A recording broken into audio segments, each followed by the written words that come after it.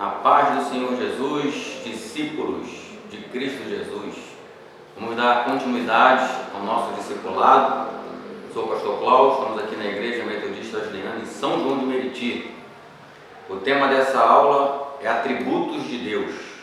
Se der tempo, nós estaremos estudando também sobre reverência e temor. Então vamos lá para a Bíblia Sagrada em Salmos 139. Livro de Salmos, capítulo 139. Vai falar sobre a onipresença, a onipotência e a onisciência do nosso Deus. Um único Deus que é onipresente, que é onisciente, que é onipotente, é o nosso Deus. Esses são os atributos singulares ao Deus vivo. E ninguém mais, até porque nós não acreditamos em outro Deus. Nós acreditamos num único Deus. E o nosso Deus, ele é onisciente, onipresente, onipotente. Nós veremos isso no Salmo 139. Diz assim: Senhor, tu me sondaste, que me conheces. Tu conheces o meu assentar e o meu levantar. De longe entendes o meu pensamento. Cercas o meu andar e o meu deitar, e conheces todos os meus caminhos. Sem que haja uma palavra na minha língua, eis que, ó Senhor, tudo conheces. Tu me cercastes em volta e puseste sobre mim a tua mão. Tal ciência, tal conhecimento é para mim maravilhosíssima, tão alta que não posso atingir. Para onde me irei do teu espírito? Ou para onde fugirei da tua face? Se subir ao céu, tu aí estás. Se fizer no céu a minha cama, eis que tu ali estás também.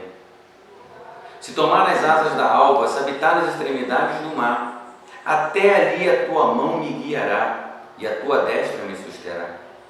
Se disser, de certo que as trevas me encobrirão, então a noite será a luz roda de mim. Nem ainda as trevas me escondem de ti, mas a noite resplandece como o dia. As trevas e a luz são para ti a mesma coisa, pois possuíste o meu interior, entreteceste-me no ventre de minha mãe. Eu te louvarei, porque de um modo terrível e tão maravilhoso fui formado. Maravilhosas são as tuas obras, e a minha alma o sabe muito bem. Os meus ossos não te foram encobertos, quando no oculto fui formado e entretecido como nas profundezas da terra. Os teus olhos viram o meu corpo ainda informe, e no teu livro todas estas coisas foram escritas, as quais iam sendo dia a dia formadas, quando nem ainda uma delas havia. E quão preciosos são para mim, ó Deus, os teus pensamentos, quão grande é a soma deles. Se os contasse, seriam em maior número do que a areia. Quando acordo, ainda estou contigo. Ó Deus, tu matarás de certo ímpio. Apartai-vos, portanto, de mim, homens de sangue, pois falam malvadamente contra ti, e os teus inimigos tomam o teu nome em vão. Não aborreço eu, ó Senhor, aqueles que te aborrecem, e não me aflijo por causa dos que se levantam contra ti. Aborreço-os com ódio completo, tenho-os por inimigos. Sonda-me, ó Deus, e conhece o meu coração. Prova-me e conhece os meus pensamentos, e vê se há em mim algum caminho mau, e guia-me pelo caminho eterno. O salmista, ele de uma forma profunda e inspirada, vai falar sobre os atributos inerentes ao único Deus, o Deus único, o Criador dos céus e da terra. Só o Senhor, Adonai, somente o Senhor Jesus, o Senhor Deus Espírito Santo, porque o nosso Deus, ele se manifestou em toda a história de três formas: como Criador, sendo Deus Pai, como o Senhor, o Deus Filho, o Deus Salvador, e como também o Deus Consolador, o Deus Espírito Santo. Mas Jesus deixou bem claro que eu e o Pai somos um. Deus é único, há um só Deus, um só Senhor, um só Criador e Deus de todas as coisas. E esse Criador, esse Senhor, ele é, através dos seus atributos, onipresente, onisciente ou onipotente. Então vamos entender cada parte desses três atributos, relacionados a Deus. Quando nós falamos da onisciência, significa que Deus sabe de todas as coisas, é o único que sabe todas as coisas. Ele é o único que pode ler a nossa mente. Nenhum outro espírito, anjo, não pode ler a nossa mente, né? Aí eu posso agora descrever tanto os anjos de Deus como os anjos malignos. Satanás não pode ler, porque ele é um anjo, né? Decaído, mas é um anjo de luz, né? Ele se manifesta como um anjo de luz, mas é um anjo. Outrora foi um anjo de luz, mas agora é um anjo de trevas, né? E ele não conhece ler a nossa mente, porque ele não é onisciente. Ele não sabe de todas as coisas. Ele também não sabe do futuro. Ele sabe das coisas que aconteceram. E geralmente, quando ele engana, através do seu poder de engano, ele fala das coisas que aconteceu ou que estão acontecendo. Mas jamais ele saberá das coisas futurísticas que são inerentes ao único Deus, através do seu atributo onisciência, né? O salmista, ele vai dizer que Deus, ele conhece todas as coisas, e vai dizer também que antes que o nosso corpo, ou seja, ainda que o nosso corpo era ainda informe, ou seja, quando estava sendo formado lá no ventre da nossa mãe, Deus, ele já tudo sabia, ele já tudo nos conhecia, ele sabia o dia que a gente ia nascer, ele sabia, né? Ele sabe de todas as coisas, inclusive ele sabe o que vai acontecer daqui a 1 minuto, daqui a 10 minutos, daqui a um dia, daqui a um ano, daqui a um século, daqui a um milênio. Deus está no comando através da sua soberania, através do seu atributo onisciência. Ele sabe de todas as coisas, né? Então, ele é o único onisciente. Ele lê os nossos pensamentos, ele lê, ele sabe, ele conhece, está no domínio e no comando de todas as coisas. Então, quando falamos da onisciência de Deus, ele conhece tudo, ele conhece todas as coisas, passado, presente e futuro. E nesse sentido, ele é único, ninguém se compara a ele. O segundo atributo é a onipresença. Quando falamos de onipresença, onisciência, ciência, mente, conhecimento, né? Onipresença é a presença de Deus, ou seja, ele está em todos os lugares ao mesmo tempo. Isso se manifestou de várias formas na história. Uma dessas formas foi exatamente, né, no batismo de Jesus. Né? Quando Jesus foi batizado, ali se manifesta a Trindade, mas também se manifesta a onipresença de Deus. Deus ali na pessoa do Filho, mas também Deus lá no céu dizendo: este é o meu Filho amado em quem eu me comprazo. E depois vem ele na terceira pessoa da Trindade, que é o Deus Espírito Santo, né? Ali naquela forma corpórea de pomba. Ou seja, Deus está presente em todos os lugares ao mesmo tempo. Deus está aqui nesse momento em São João de Meriti, né, no estado do Rio de Janeiro, né, no Brasil, mas também está no Japão, também ele está na Índia, também ele está na África, nos Estados Unidos, ele está na Europa, ele está em todos os lugares do mundo ao mesmo tempo, inclusive está dentro de nós. Então ele se manifesta através da sua onipresença, de formas, a multiforme sabedoria de Deus é manifestada. E em relação à onipresença, exatamente isso, ele está em todos os lugares ao mesmo tempo. O salmista vai dizer no versículo 7: para onde me irei do teu espírito? Ou para onde fugirei da tua face? Se subir ao céu, tu aí estás. Se fizer no céu, né?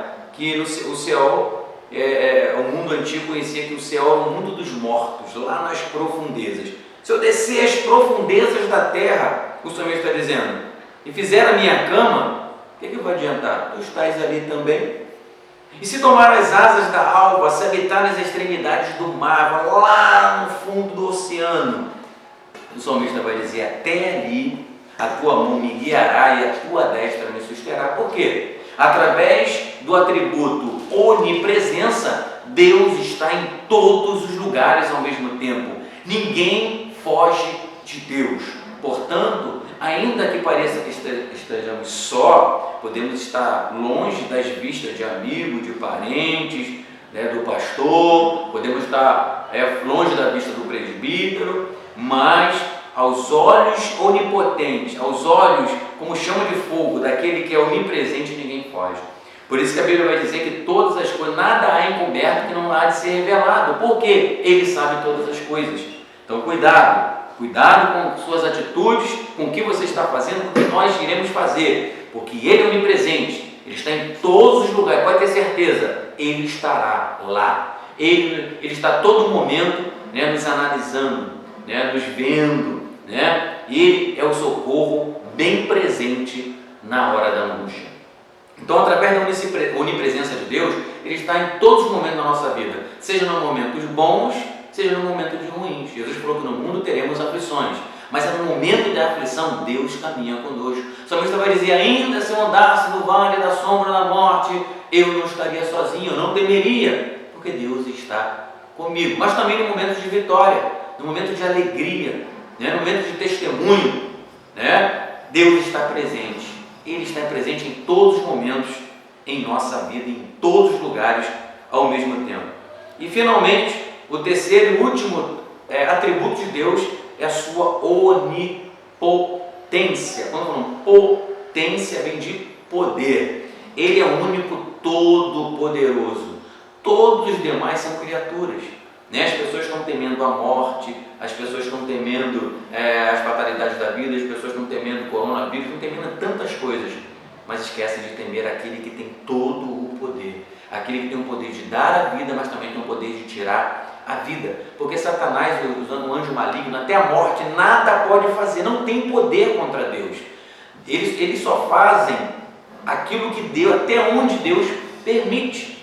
Então, Deus é todo poderoso e nós devemos crer de todo o nosso coração, né? Que Ele está no domínio, Ele tem o único que tem todo o poder, toda a autoridade, é o nosso Deus. Quando fala de onipotente, todos os demais são limitados, né? Todos os anjos são limitados. Lembrando, quando eu cito sempre Satanás, os anjos malignos, são anjos e também são criaturas, são criados, todos os seres celestiais são criados por Deus, né? O único ser incriado é Deus. Ele sempre existiu, de eternidade a eternidade, geração a geração. Ele é Deus, Ele é o Senhor, e Ele é o Criador e é o Todo-Poderoso, né?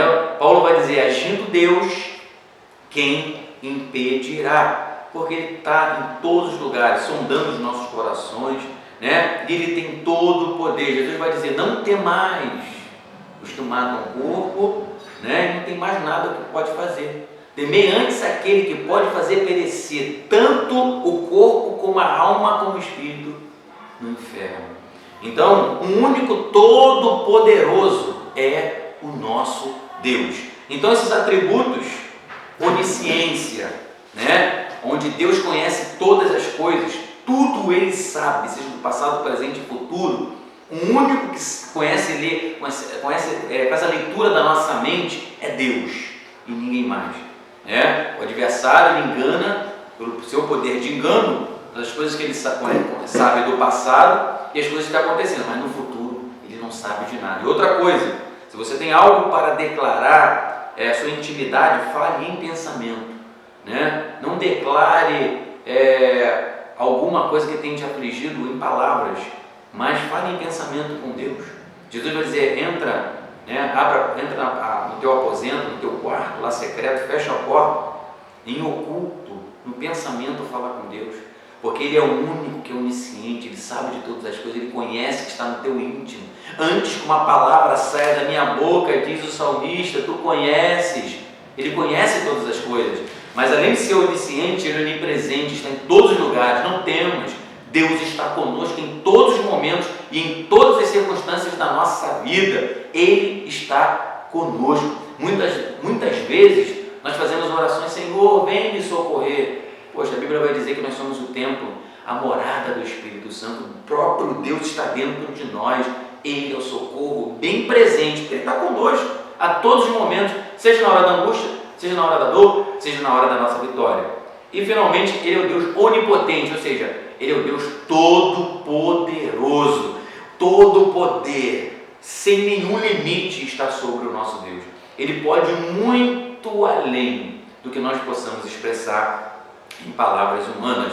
Ele é o Deus Todo-Poderoso, Ele é o Criador, Ele é o Senhor, Ele é o sustentador. Basta olharmos para a natureza, para a imensidão dos mares, para a imensidão dos céus. Os céus manifestam a glória de Deus, a imensidão da natureza formada com tanta perfeição. Olhar para o universo, algo tremendo, tão grandioso, que nós seres humanos ainda não conseguimos descobrir tudo, né? Acredito que não conseguiremos descobrir tamanha a grandeza da criação de Deus. Ora, mas a Bíblia vai dizer também que o planeta, todas as coisas cabem na palma de suas mãos.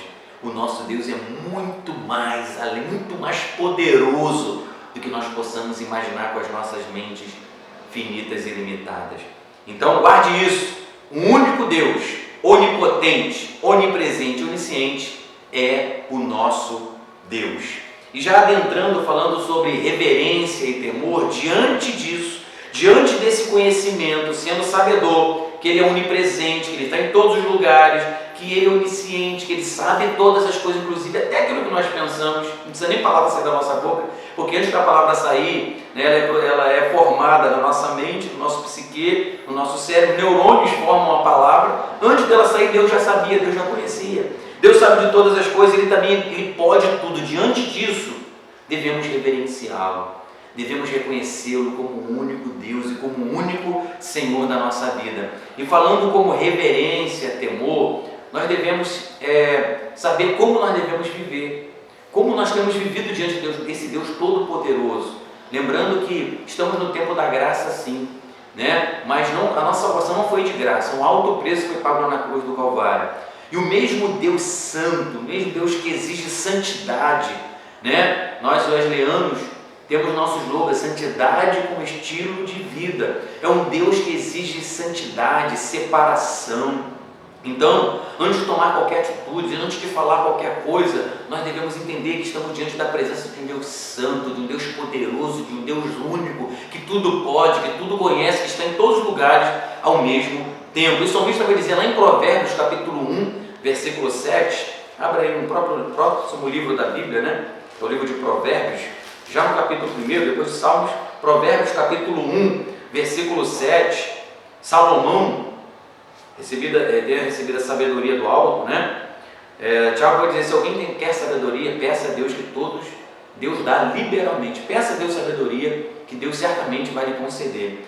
Provérbios capítulo 1, versículo 7, vai dizer que o temor do Senhor, ele é o princípio da ciência, ele é o princípio do conhecimento.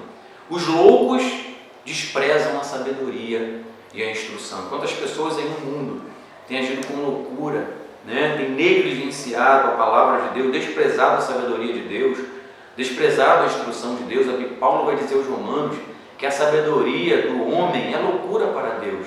O conhecimento do homem é loucura, porque tudo isso que nós conquistamos nesse mundo é passageiro, é limitado, mas o conhecimento de Deus é o único verdadeiro conhecimento, porque transcende o tempo natural, né? Ele parte para a eternidade. Todos aqueles que estão em Cristo Jesus viverão eternamente, enquanto aqueles que estão sem Jesus morrerão eternamente.